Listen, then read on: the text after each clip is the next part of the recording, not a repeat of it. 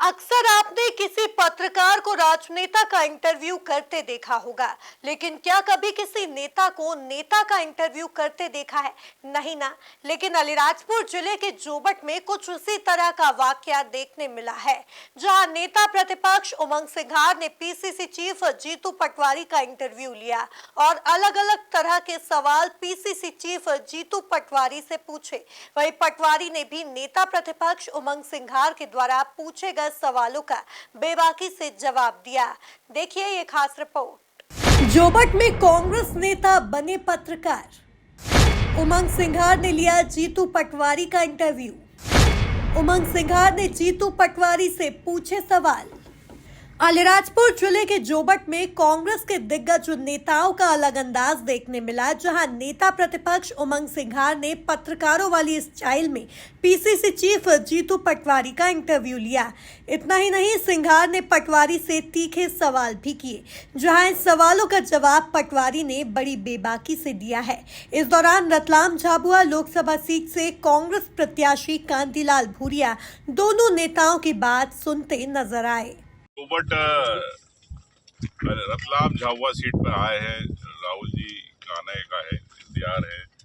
मेरे साथ प्रदेश अध्यक्ष जीतू पटवारी जी है, जो प्रदेश के बारे में अपने विचार मैं इनसे जानना चाहूँगा कि जिस प्रकार से जीतू भाई कार्यकर्ताओं पर झूठे आरोप लग के झूठे प्रकरण दर्ज किए जा रहे हैं, इस पर आपका क्या कहना है?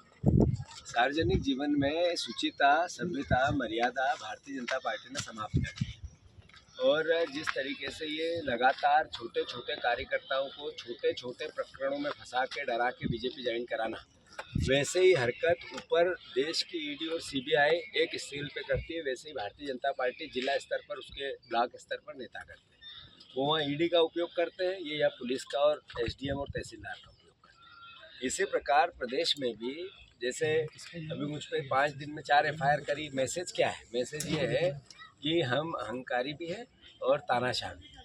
तो मैं सारे वर्करों से अनुरोध करना चाहता हूँ कि दृढ़ता जिसमें है, क्षमता है आइडियोलॉजी को जीने की, प्रदेश में विपक्ष में रह के अपनी भूमिका निभाने की जिसके पास कलेजा है और अल्टीमेटली कांग्रेस का वैभव लौटाना है, वो ऐसे लोगों से कभी न डरा था, न डरेगा, न डरा है। भूरिया जी हमारे साथ है, ये आज ये सांसद बनेंगे।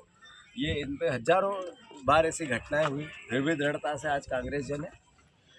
अब एक सवाल और जानना चाहता हूँ कि जिस प्रकार से नरेंद्र मोदी जी देश की समस्याओं के बारे में बात नहीं कर रहे, जिस प्रकार से बयानबाजी कर रहे, इस पे आपका क्या कहना है?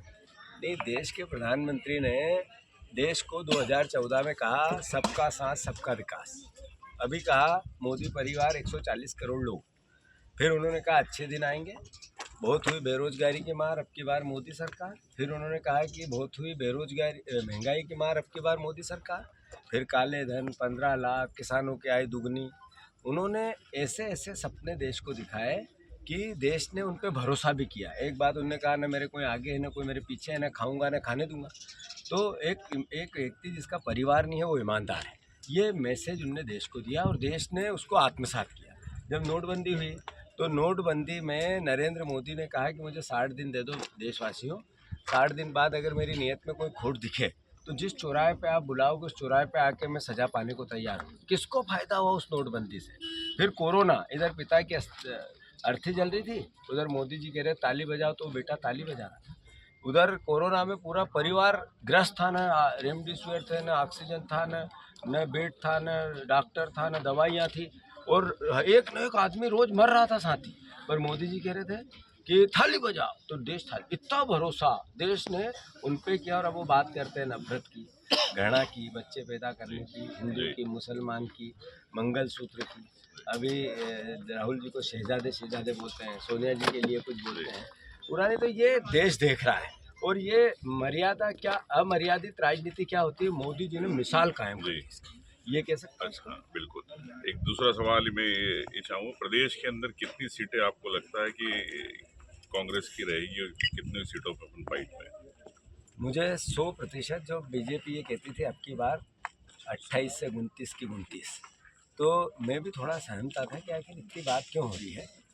अभी इस बार बीजेपी 15 भी पार नहीं करेगी। और आधा हिस्सा कांग्रेस का है। हमने हमेशा से कहा था। अब वो जैसे जैसे चुनाव आगे बढ़ रहा है, जो 3 फेज़ का चुनाव कल तक निपट जाएगा, 7 तारीख तक, अल्टीमेटली उससे ये एहसास हो गया बीजेपी को। जब भी तो नरेंद्र मोदी जी की भाषा बदली। एक दिन उन्होंने आखिरी दिन कहा था पूरा मोदी परिवार 140 करोड़ लोग, और जैसे ही पहला चुनाव का वो हुआ, इलेक्शन हुआ, तो उनको मंगलसूत्र याद आ गया। ऐसे ही मध्य प्रदेश में भी बौखला रहे हैं बीजेपी के नेता। हम पे एफआईआर करना क्या मैसेज, हमें डराना क्या मैसेज। हमारे पे अनर्गल पूरा चुनाव चल रहा है और मेरे खिलाफ उधर मेरे घर पे जाके महिलाएं प्रदर्शन कर रही है। इससे पहले कभी चुनाव में हुआ क्या ऐसा?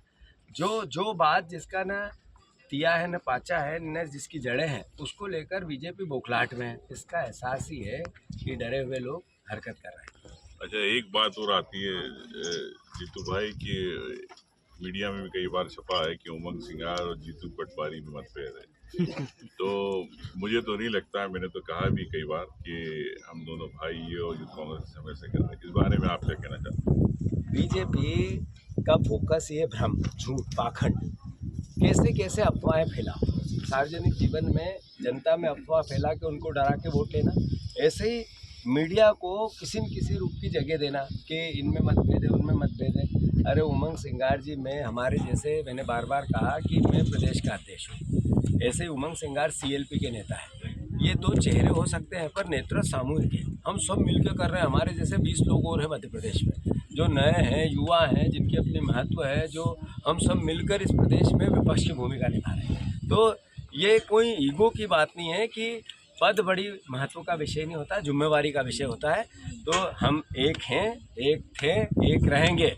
बीजेपी को जब तक सत्ता से बेदखल नहीं करे तब तक कितनी भी अफवाह उड़ा ले बीजेपी। तो कांग्रेस में है। संभवतः मध्य प्रदेश में लोकसभा चुनाव के चौथे और आखिरी चरण का मतदान 7 अप्रैल को होना है, जहां इससे पहले मालवा निमाड़ अंचल में नेता प्रतिपक्ष उमंग सिंघार और PCC चीफ जीतू पटवारी का एक्टिव अंदाज देखने को मिल रहा है।